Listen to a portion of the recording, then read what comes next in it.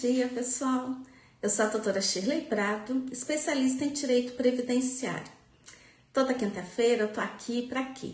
Para que a gente possa ter essa oportunidade de responder muitas perguntas, não é? Que eu recebo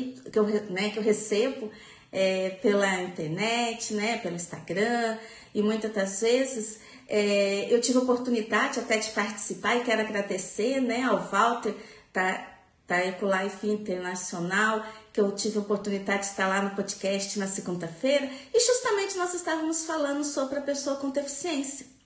E as pessoas às vezes têm até um pouco de constrangimento de fazer as perguntinhas na hora, mas depois a gente recebe várias perguntas. E a minha equipe separou algumas perguntas que nós recebemos ao longo da semana, tá? E eu vou ir respondendo à medida do possível aqui as perguntinhas, e se tiver alguma pergunta também, vocês têm aí toda, né, a oportunidade de fazer, e no finalzinho eu vou ir respondendo a pergunta de cada um. Tudo bem? Quero agradecer a todos que estão entrando, ao apóstolo Maurício, quero agradecer a Xenise, né? Quero agradecer aqui a Heloísa, a Suzana, e no decorrer do tempo, as pessoas que forem entrando, eu vou agradecendo, porque é tão bom, né? A gente não se fica aqui sozinha, e ali a gente vai tendo a oportunidade de esclarecendo as maiores dúvidas que vocês possuem, tá? Eu vou ficar sempre dando uma olhadinha aqui do lado para ir verificando as perguntas que foram selecionadas. Quando a gente fala de pessoa, qual é a aposentadoria da pessoa por deficiência, a primeira preocupação que eu tenho é te explicar para vocês que todas as vezes que nós falamos de aposentadoria, é daquela pessoa que contribui com o INSS, tá? Então, nós temos que ter aquela parte do custeio. Não importa se eu sou uma pessoa com deficiência, depois nós vamos verificar os pormenores, né? Existe alguma diferença? Mas a necessidade, a obrigatoriedade e de qual forma de fazer as contribuições. Então, primeiro, você está trabalhando? Você precisa se cadastrar como contribuinte individual. Se você é um prestador de serviço, você é autônomo, você precisa se cadastrar lá no INSS como contribuinte individual. Todas as vezes que eu trabalho como CLT, a própria empresa, ela já faz o recolhimento. Então, eu sei que eu estou contribuindo com o INSS. Doutora, eu não trabalho. Eu tenho a chance de contribuir também como facultativo. Então, a primeira coisa é a contribuição. Depois nós vamos falar, né? Eu nunca contribuí, não tenho direito. Aí nós vamos falar depois do benefício assistencial. Mas é muito importante você saber da obrigatoriedade da contribuição. Agora nós vamos falar, tá? Quem que é a pessoa com deficiência? Meus queridos, vocês sabiam que nós temos mais de 18 milhões, isso o ano passado, que foi o IBGE que liberou, né, essa pesquisa. Nós temos mais de 18 milhões de pessoas com deficiência aqui no Brasil. E essas pessoas, elas necessitam, obviamente, de um cuidado, não é? É diferente uma pessoa que tem uma deficiência de uma pessoa que não tem qualquer tipo de limitação. Então, a legislação, nós temos o Estatuto da Pessoa com Deficiência e, obviamente, a Previdência, ela teve ali que se adaptar também a ter um olhar diferenciado para a pessoa com deficiência. Então, como que eu vou caracterizar a pessoa com deficiência? É toda pessoa que tem uma limitação, seja ela física, mental, intelectual e sensorial. Doutora, mas como que você vai classificar ali quem é quem? É óbvio que você precisa passar por uma perícia onde que é detectado, né, com multidisciplinares ali, que a gente chama de biopsicossocial. Para quê? Você pode nascer com uma deficiência, você pode adquirir uma deficiência. E como que eu vou verificar o grau dessa deficiência? Porque esse grau é que vai delimitar muita coisa. o tipo da sua aposentadoria, se ela for por tempo de contribuição, não é? O valor que você vai receber, porque se a gente for colocar ali como tempo de contribuição, você vai ter um tempo menor, dependendo do grau, se ele é severo, se ele é moderado, se ele é leve, tá? Então, não esqueça, todas as vezes que você pensar numa pessoa com deficiência, eu conheço alguém ou eu tenho, você tem que ser avaliado esses 4 tipos, então, de características, tá? Então, nós temos físico, mental, intelectual e sensorial. Vamos para outra perguntinha. E a legislação, ela fala também, e aí mesmo que não me perguntaram, mas eu quero, né, acrescentar, precisa de um tempo, não é? E a legislação, ela fala que é no mínimo 2 anos. Por quê? Porque você precisa ter de longo tempo essa deficiência e ela vai ser muito importante, a questão do tempo, até mesmo para definir a sua aposentadoria. Puxa, doutora, mas e aí? Eu tenho um período que eu tinha 100%, né? Não tinha qualquer tipo de problema. Aconteceu ali um sinistro, eu passei a ter essa deficiência. Então, nós temos tanto a conversão do período que você não tinha deficiência para, ali você tem uma tabelinha, que nem um período especial, para que a gente possa agregar aquele tempo que efetivamente a pessoa estava com a deficiência, tá? Mas, no mínimo, a legislação fala de 2 anos. Agora, quando a gente for falar aqui da aposentadoria, você vai ver que vai ter uma exigência um pouquinho maior. Aí aqui está me perguntando, doutora, qual é a diferença da aposentadoria por invalidez e da aposentadoria da pessoa com deficiência? Primeiro, nós temos que classificar agora o que é uma aposentadoria por invalidez. A pessoa que vai ter direito a uma aposentadoria por invalidez é aquela pessoa que, obviamente, contribuiu com o INSS, então as características ali do segurado, queridos, é o mesmo.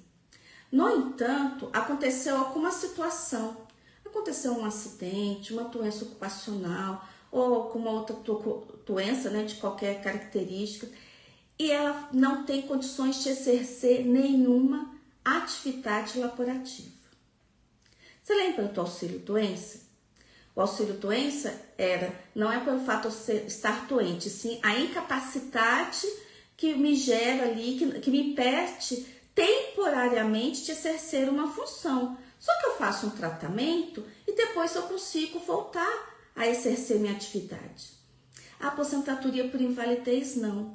Eu fiquei tão debilitado de tal maneira que eu não consigo exercer nenhuma atividade laborativa, eu não consigo ser reintegrada, ser reabilitada, eu não consigo fazer nada, e eu sou prejudicada até nos meus afazeres ali, né, dentro da minha casa, no meu lar, na minha família, aquilo realmente me prejudica. Agora, a pessoa com deficiência, não, ela não é inválida, ela tem uma limitação. Então, se eu tenho uma limitação física, sou um cadeirante, obviamente que o local onde que eu irei trabalhar, ele precisa estar adaptado àquela minha deficiência para que eu possa me locomover. Mas eu tenho meu intelecto normal, eu tenho condições de desenvolver ali uma atividade, obviamente respeitando aquela limitação. Mas eu não tenho qualquer tipo de incapacidade. Tá? Então, às vezes as pessoas confundem, não é? Só que tá bom, eu sou uma pessoa deficiente, eu posso ficar incapaz? Aí é uma outra situação. Por que que pode? Porque às vezes aquela deficiência, ela pode agravar. Ou eu posso ser acometido de uma outra situação.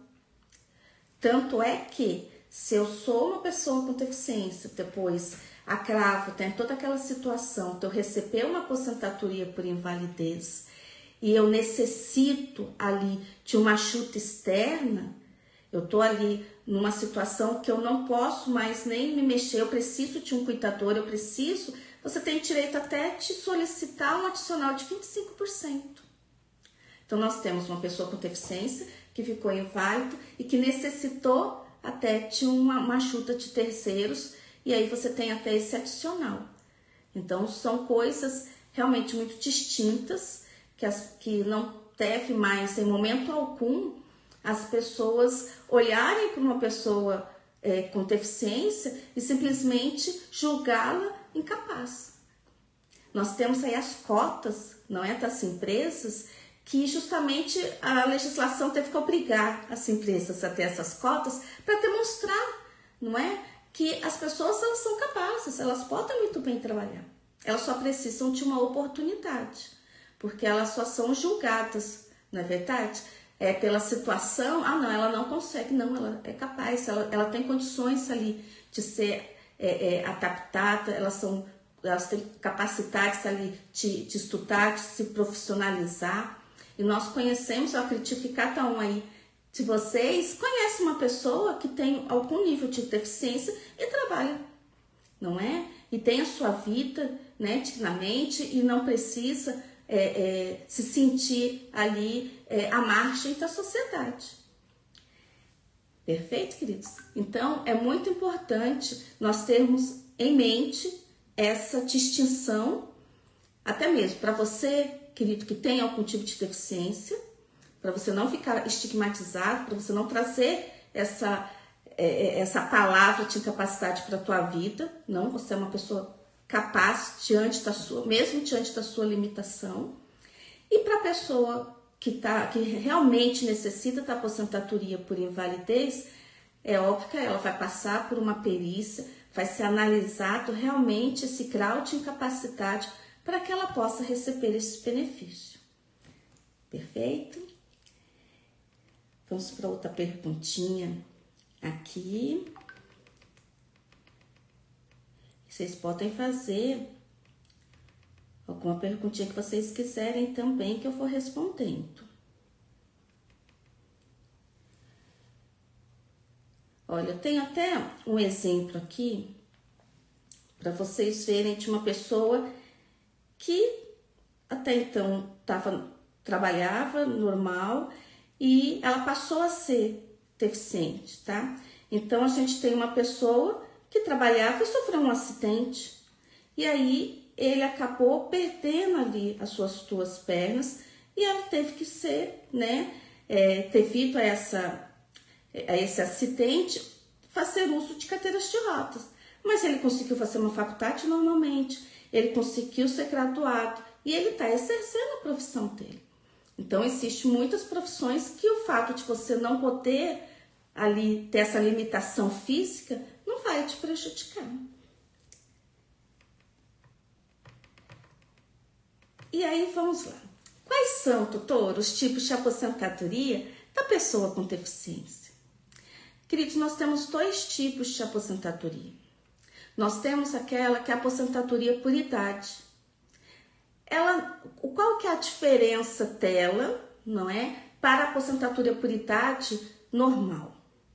A pessoa com deficiência, o homem, ele já se aposenta com um tempo inferior, que é 60 anos, a mulher 55 anos, e nós temos a diferença também, que é considerável, da base de cálculo. Quando você se aposenta, normalmente, quando você não tem essa figura da deficiência, você tem que trabalhar ali os seus 15 anos e você tem só um acréscimo de 2% a cada 12 meses que ultrapassar os 15 anos.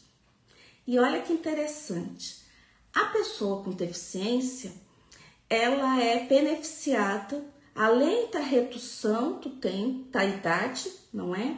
Você também tem uma mudança bem considerável da base de cálculo.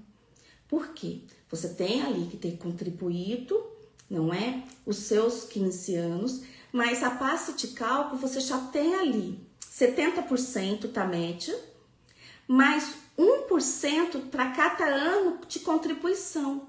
Então, você já tem os seus 70%. Você contribuiu com mais 15%, você já tem 85%. Olha que maravilha. Então, às vezes as pessoas elas não sabem, né? que tem essa diferença e a aposentadoria da pessoa com deficiência, graças a Deus, que eles não são prejudicados com a reforma da Previdência, tá? Então, se você, querido, você já tem, né, uma pessoa com deficiência, já tem todos os laudos, você já tem tudo certinho, você consegue se aposentar, o homem com 60, a mulher com 55, e esse tempo, que também é o mínimo de carência de 15 anos, é muito importante o quê? Que você tenha os 15 anos com a deficiência. Isso é uma exigência, tá? Mas a passe de cálculo, olha como é diferente, não é? De uma pessoa que não tem a deficiência. Outra coisa seria a aposentadoria por tempo de contribuição, que aí ela é até melhor ainda, questão de passe de cálculo. No entanto, é nessa aposentadoria por tempo de contribuição, que será analisado o nível. Porque quanto é a aposentadoria por idade, não interessa se você tem uma deficiência severa, moderada ou leve, não é levado em consideração. Você só tem que fazer prova da sua deficiência. Agora, quando estamos falando de aposentadoria por tempo de contribuição, aquela perícia psicossocial, aí ela entra, porque o médico ele tem que avaliar, né, principalmente o tempo, óbvio, que você tem a deficiência, depois quais as limitações que você tem, e a parte social, né, da assistente social, ele vai analisar o seu contexto. Como que você, onde você mora, quais são as suas limitações, porque a gente tem que verificar entre uma pessoa que mora aqui no centro, que de repente tem um carro adaptado, já tem ali situações que favorecem ali, né, a locomoção dele, e uma pessoa que mora num lugar mais distante, que depende ali de um ônibus, não é? Um transporte urbano, ou até ele sair da casa dele, pegar um ônibus, até ele ir para o trabalho, sabe que aquele trabalho já está adaptado. Todas essas situações é levado em consideração. E isso vai todo por um laudo, e é onde eles irão avaliar se de fato aquela deficiência que a pessoa tem, ela precisa de ajuda, ela consegue fazer tudo sozinho? Ela consegue se alimentar sozinho, tomar banho sozinho, se vestir, sair, ela consegue? Ou ela precisa de uma supervisão? Ou ela precisa de alguém que realmente está ali ajudando, não é? Auxiliando 100% em tudo que ela vai fazer? Tudo isso é levado em consideração. Para quê? Para classificar. E aí nós temos o seguinte: quando a pessoa é classificada como grave, a mulher ela tem que ter o tempo de contribuição de 20 anos e o homem 25. Quando é considerado moderado, a mulher ela tem que ter 24 e o homem 29. Sempre vai aumentando de 4 em 4.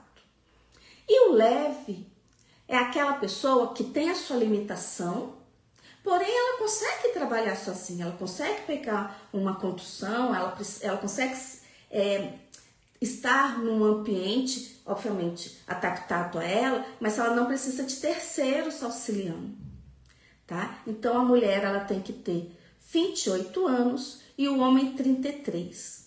Agora, quer saber da melhor? A passe de cálculo.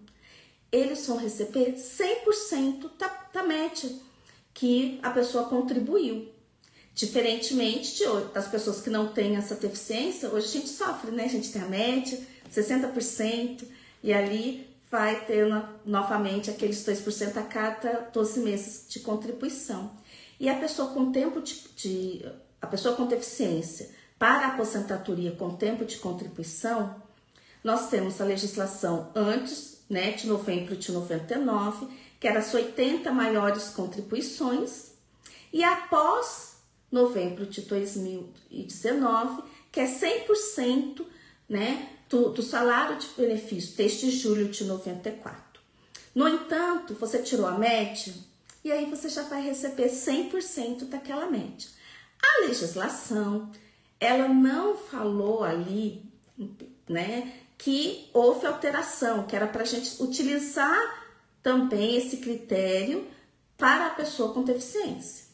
É lógico que se de repente a gente vê uma situação ali e querer brigar, não é? Discutir se vale a pena os 80% também para as pessoas que ultrapassaram, que foram após novembro de 2019, há uma possibilidade. Eu só estou falando a regra geral, que é respeitando antes da reforma e depois da reforma. Independente, a pessoa vai receber 100%. E aí você me pergunta, doutora, e a pessoa que nunca contribuiu? E as crianças que nascem com uma deficiência e os pais não conseguem trabalhar? Como que essas pessoas vão se aposentar? E aí, queridos, nós não temos aposentadoria, porque a aposentadoria você não tem que contribuir, não tem a taxa de custeio, é onde entra o que a gente chama de LOAS, que vocês conhecem, né? Geralmente os pais, né, de autistas, eles recorrem a esse tipo de benefício assistencial. E o LOAS, falar rapidinho aqui para vocês, é um benefício assistencial que o governo fornece. Então, você nunca contribuiu. No entanto, você tem 2 critérios. Se você está falando de pessoa com deficiência, você tem que demonstrar sua deficiência. Você vai passar também por essa perícia biopsicossocial. E também a gente tem o critério do financeiro. Porque o governo ele não vai dar nada de graça, não é? Então, ele tem que avaliar primeiro os entes familiares, como que é a renda dessa família.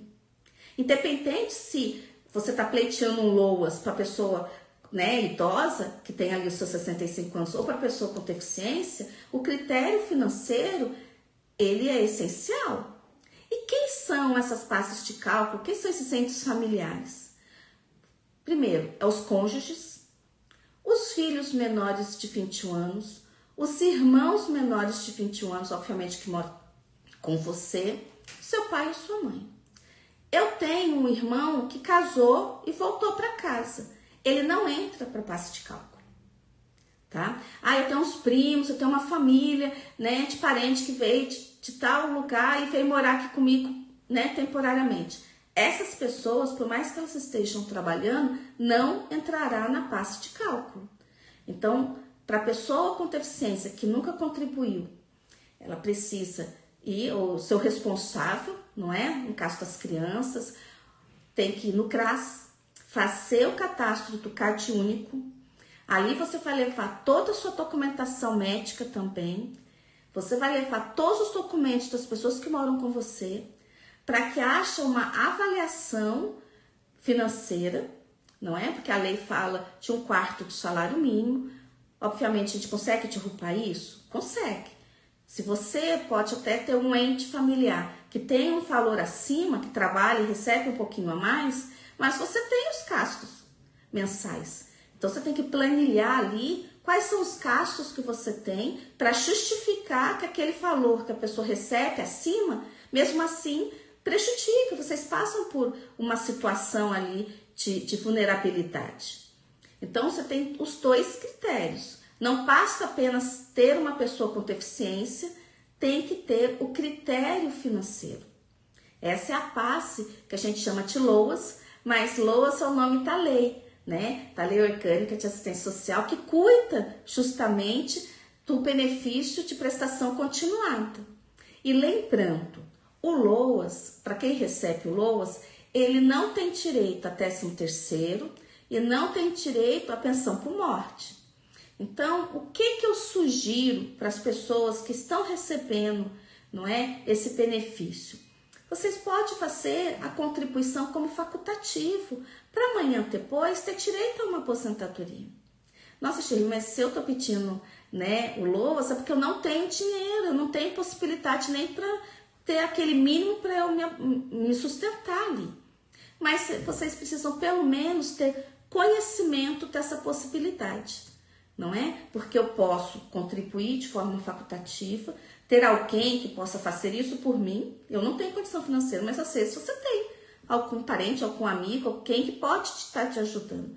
E depois transformar, não é? Questão do LOAS, você transformar e solicitar, pede a cancelamento LOAS quando você já tiver todos os requisitos necessários para uma aposentadoria, não é? Seja ela por tempo de contribuição ou por idade, que geralmente as pessoas, né, elas tem possibilidade, de acordo com o CRAU, não é, dessa deficiência, às vezes até se aposentar mais rápido. Perfeito, queridos? Então, tô dando uma olhadinha aqui para ver se tem outras perguntinhas de vocês, senão eu vou dando uma olhadinha. Quero aproveitar e falar para vocês, então, a gente ainda tem os últimos minutinhos, que não é questão de aposentadoria, mas eu vou passar para vocês 18 direitos da pessoa com deficiência. Olha que interessante. Primeiro, a pessoa com deficiência, ela tem ali a questão do LOAS, que eu acabei de explicar para vocês. Ela tem direito à isenção do imposto na compra de um veículo. Ela tem isenção no imposto de renda, de acordo com a deficiência, porque a gente tem ali um rol, né, para falar das pessoas que têm direito, quais são essas deficiências que a pessoa tem direito. Reserva de vagas em concursos públicos, reserva de vagas de emprego na iniciativa privada, reserva de vagas de estacionamento, meia entrada para cultura, isenção de IPI para produtos que facilitem a sua comunicação, desconto na compra de passagem aérea para acompanhantes da pessoa com deficiência. Olha que interessante e que às vezes, infelizmente, as pessoas não têm esse conhecimento.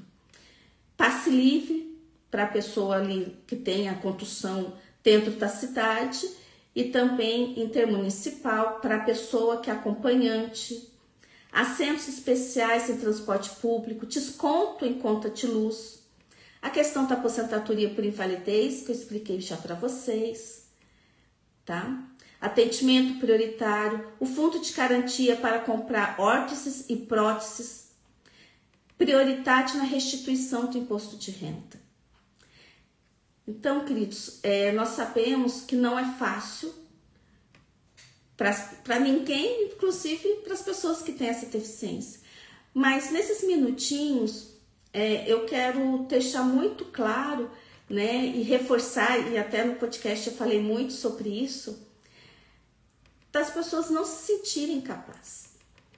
Se você ou você tem alguém na tua família, ou que você conhece em alguém, incentive essas pessoas. Incentive elas a estudarem, incentive, não é, elas participarem, elas trabalharem. Vocês têm a cota, todas as empresas, elas têm as cotas que elas têm obrigação de atender. Vocês precisam entrar, né, no mercado de trabalho, que isso faz bem, isso traz, né, essa dignidade da pessoa, dela mostrar a capacidade que ela tem. Não permitam ser estigmatizado em hipótese alguma, tá? Eu conheço pessoas maravilhosas que têm cada uma classificação diferente e elas estão conseguindo manter sua vida, obviamente com dificuldade, não é? É dificuldade para a gente, quanto mais para as pessoas que têm limitação, mas que são pessoas que, graças a Deus, na sua limitação, estão sendo muito bem-sucedidas. E como que eu faço prova dessa deficiência? Então, eu vou passar alguns documentos aqui para vocês, que é a carteira de trabalho, tá? Então, ali vai mostrar, às vezes eles colocam ali alguma observação, a questão dos laudos médicos, das receitas médicas, dos exames, concessão que você já teve anteriormente de auxílio-doença. E sempre pedindo para que os laudos eles sejam sempre muito bem detalhados, principalmente da pessoa com deficiência. É obrigatório ele ter, o médico fazer esse laudo muito bem analisado ali para demonstrar quanto que a pessoa passou a ter a deficiência. Porque os outros laudos, né, do assistente social é que vai mostrar a questão realmente da limitação, tá? Então não tem como a gente fugir desses tipos de laudo e para você entrar e solicitar você pode, além de ir lá, né, se for o LOAS, fazer o CAT único e depois você pleitear pelo próprio aplicativo do INSS ou você entrar no 135, mas é sempre bom, queridos, vocês procurarem um profissional, né, um especialista em direito previdenciário que irá analisar corretamente e estar em trata ali de uma forma coerente, sabendo se tiver faltando algum documento, poder orientar você e direcionar da melhor maneira possível. Quero convidar vocês também a olhar minha rede social, a Fê lá no Instagram, tenho vários vídeos, não é, de vários temas dentro do direito previdenciário, que é curtinho, de fácil acesso e uma linguagem bem simplificada. Eu quero agradecer a todos vocês que estiveram aqui comigo, que Deus abençoe a semana de vocês e até quinta-feira que vem. Até mais!